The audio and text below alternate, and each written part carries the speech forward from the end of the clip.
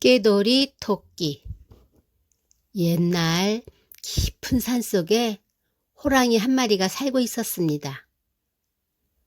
이젠 다 늙어 빠진 호랑이는 큰 힘을 쓸 수 없으니 산속에서도 제일 약한 짐승들만 잡아먹으면서 살았습니다. 하루는 늙은 호랑이가 늘어지게 낮잠을 자고 나서 보니 커다란 나무 위에서 황새가 알을 품고 있지 않겠습니까? 늙은 호랑이는 하품을 하다 말고 소리쳤습니다. 어흥! 황새가 깜짝 놀라서 내려다보니 늙은 호랑이가 입을 쩍 벌리고 있었습니다. 황새야, 이 숲속의 임금이 누구란 걸 넌 알지? 황새야, 내 알을 하나만 내게 바쳐라. 황새는 정말 큰일 났습니다. 알에서는 자기 새끼가 곧 나오려고 하는데 그 알을 호랑이의 먹이로는 줄 수가 없었습니다. 그렇다고 숲속의 임금인 호랑이의 노염을 산다는 것도 두려운 일이었습니다. 그때 마침 토끼가 숲속에서 나타났습니다. 토끼는 황새의 근심 어린 빛을 보고는 황새님, 무슨 걱정거리가 있어요? 하고 말했으나 황새는 아무 말도 못하고 있는데 호랑이가 어흥 하고 소리쳤습니다. 호랑이의 어흥 소리에 그만 정신이 나간 토끼는 그 자리에서 발발 떨고 있었습니다. 시장 한판에 너 잘 만났다. 너를 잡아먹어야겠어. 하고 호랑이는 소리쳤습니다. 토끼는 발발 떨고만 있을 때가 아니었습니다. 속으로 이렇게 생각했습니다. 용궁의 용왕도 4개에 넘어갔는데 다 늙어 빠진 호랑이쯤이야. 토끼는 사뿐히 호랑이 앞에 절을 하고 나서는 호랑이 할아버지, 땅 위를 기어다니는 짐승의 고기 맛은 다 알지만 하늘을 나는 새들의 맛은 아직 모르시지요? 하긴 내 일생 동안에 하늘의 새 맛은 별로 맛보지 못했구나 하면서 늙은 호랑이는 나무 위의 황새를 쳐다보았습니다. 이때 토끼는 늙은 호랑이의 귀를 간지럽히는 말을 했습니다. 호랑이 할아버지, 참새 고기가 맛있다는 것은 아시죠? 호랑이는 생침을 꿀꺽 삼키면서 건방지게 내가 뭘 안다고. 제가 참새 고기를 대접할 터이니 제 목숨만 살려주십시오.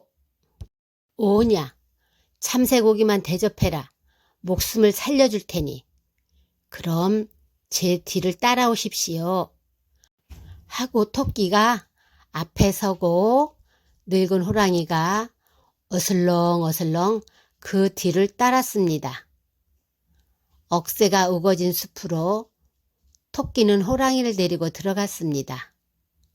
토끼는 이렇게 말했습니다. 호랑이 할아버지는 이제 늙었으니 힘을 쓰지 않고 맛있는 고기를 잡수실 생각을 하셔야 합니다. 제가 참새떼를 몰고 올 터이니 여기 앉아 기다리십시오. 참새떼들이 몰려오는 소리가 우우 하고 나면 눈을 감고 입을 마음껏 벌리고 있어야 합니다. 그러면 쫓기던 참새들이 무슨 구멍인 줄 알고 할아버지의 입 안으로 뛰어들어갈 테니까요. 토끼는 호랑이를 이렇게 속이고 억새밭에다 불을 질렀습니다. 억새가 타기 시작했습니다. 억새가 타는 소리가 마치 참새떼들이 나는 소리와 같았습니다.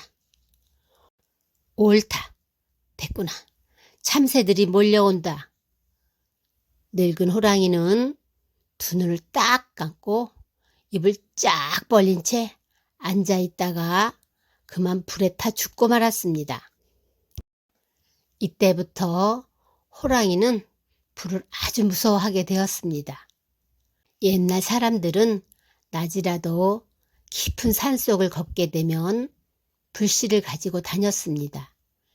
왜냐하면 호랑이는 불을 아주 무서워하기 때문입니다. 힘없는 장수. 옛날 늙은 두 부부가 살고 있었습니다. 늙은 두 부부는 나이 신이 되도록 슬하에 자식이 없어 애가 탔습니다. 늙은 마누라가 귀여운 옥동자를 낳았습니다. 나이 들어서 난 아이가 되어 그런지 몸뚱아리는 남보다 크면서 힘은 아주 없는 비실비실한 약골이었습니다. 그런데 하루에 밥을 한 말씩 먹었습니다. 그런데도 도끼자루 하나 제대로 들지 못했습니다. 두 부부는 생각했습니다. 아무래도 이 아이가 집에서 불명 꺼질까 귀엽게만 보살펴서 그렇다고 생각했습니다. 얼마 동안 남의 손에서 키워야겠다고 두 부부는 의논을 했습니다. 그래서 비실비실 약골인 아들을 깊은 산속 절간으로 보내기로 했습니다.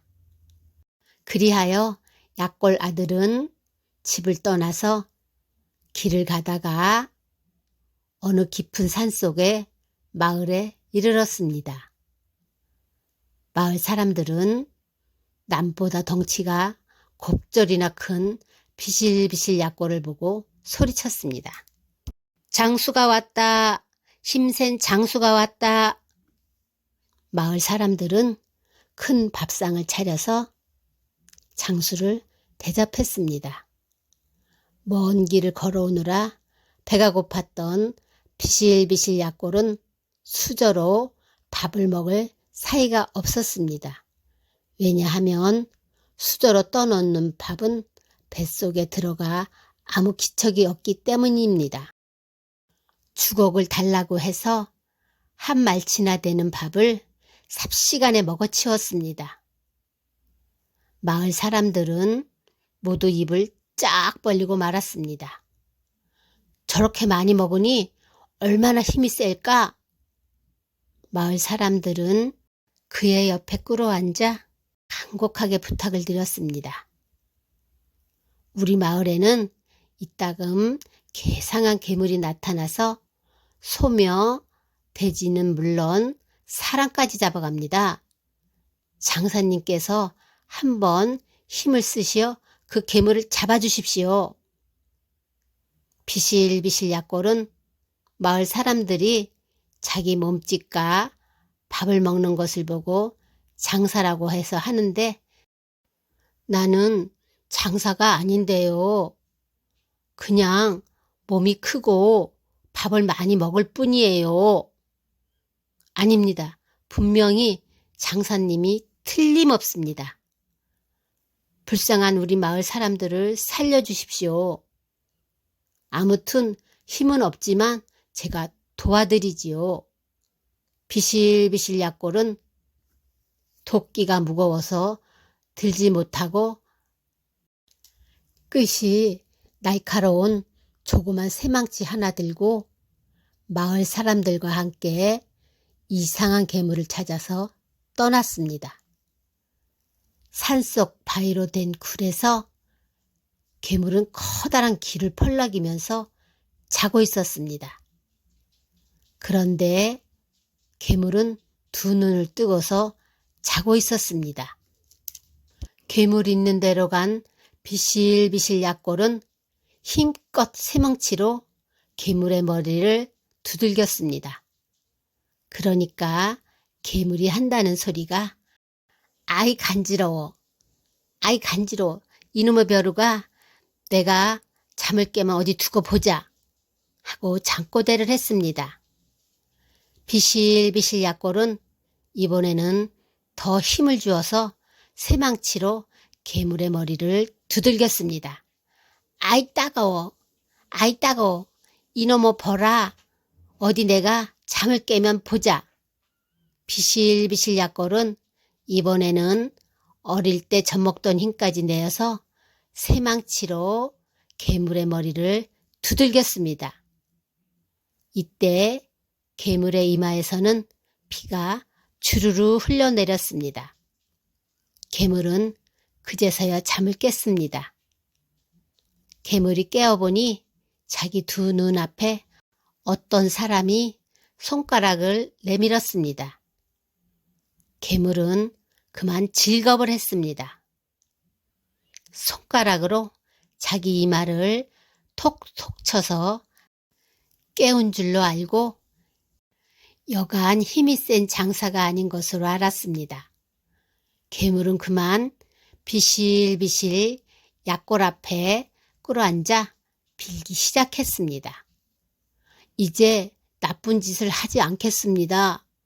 다시는 마을 사람들을 괴롭히지 않겠습니다. 이렇게 해서 비실비실 약골은 마을 사람들의 소원대로 괴물 문제를 해결해 주었습니다. 그리고 마을 사람들의 환송을 받으며 많은 선물을 가지고 집으로 돌아왔습니다.